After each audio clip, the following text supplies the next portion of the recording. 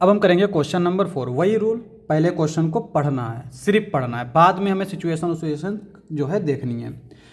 In answering a question on a multiple choice test, एक multiple choice test question हो रहा है, उसका आंसर देना है।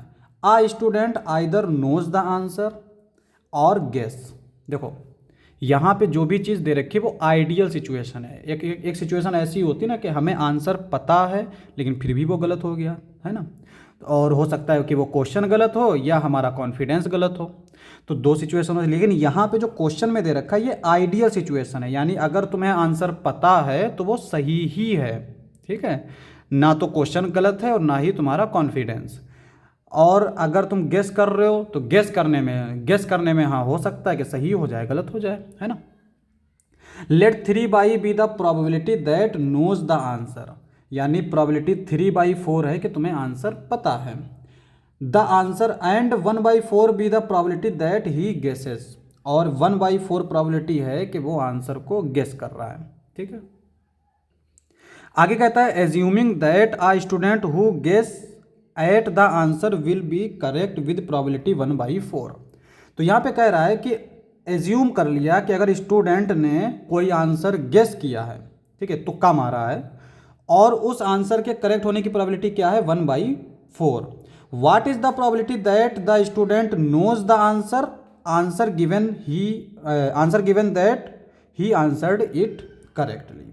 तो यहाँ पे अब चीज़ें उठाओ। देखो हमें जो दे रखा है वो क्या किस चीज़ों पे जो है बात चल रही है। एक तो ये है कि उसे आंसर पता है, दूसरा ये है उसे आंसर गेस किया है, क्योंकि दो ही सिचुएशन है। एक E1 सिचुएशन है knows the answer, E2 situation है guess the answer, guess the answer. दोनों सिचुएशन हो गई। तो अगर, और चाहे एक और चीज है ए जो कॉमन होती है, करेक्ट आंसर, करेक्ट आंसर, यानी जो हमें चीज कॉमन दिख रही है वो है करेक्ट आंसर, यानी बस हमें आंसर करेक्ट मिलना चाहिए, बाकी हमें उससे लेना देना नहीं है। और हमसे पूछ क्या रहा है, what is the probability that the student knows the answer given that. ये हम लोग एक्सरसाइज 1 में भी करके आए हैं कि अगर गिवन दैट होता है तो वो बाद में आता है।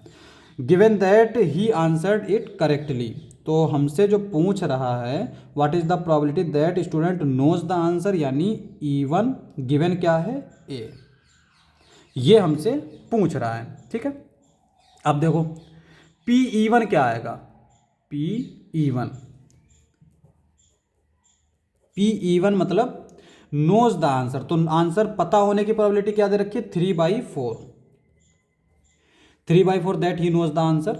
और E2 गेस करने का 1/4 be the probability that he guesses 1/4। ये हमें E1 और E2 दे रखा है।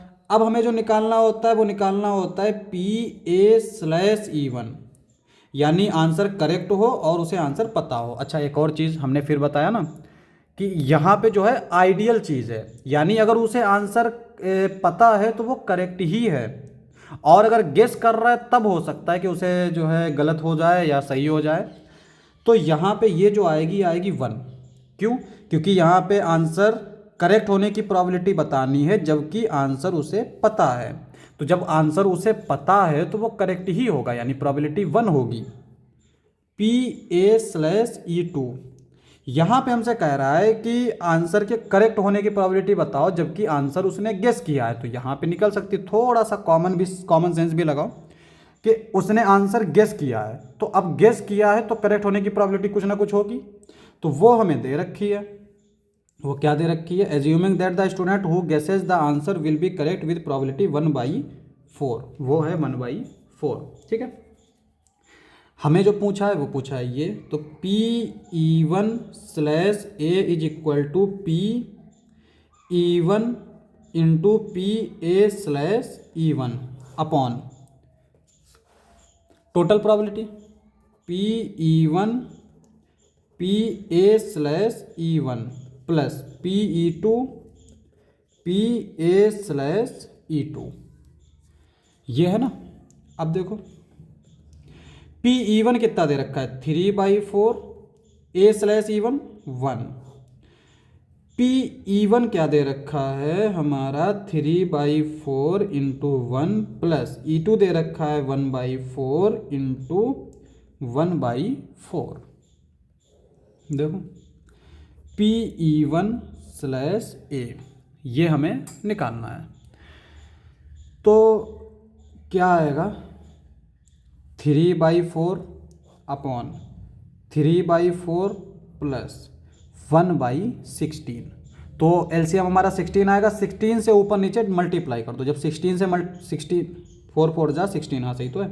तो 16 से जब मल्टीप्लाई करेंगे तो ऊपर आएगा 4 कर ही देते हैं, नहीं तो थोड़ा सा शॉर्टकट करने के चक्कर में जो है गलत हो जाता है। 16 से मल्टीप्लाई पूरी इक्वेशन में ऊपर नीचे कर दिया।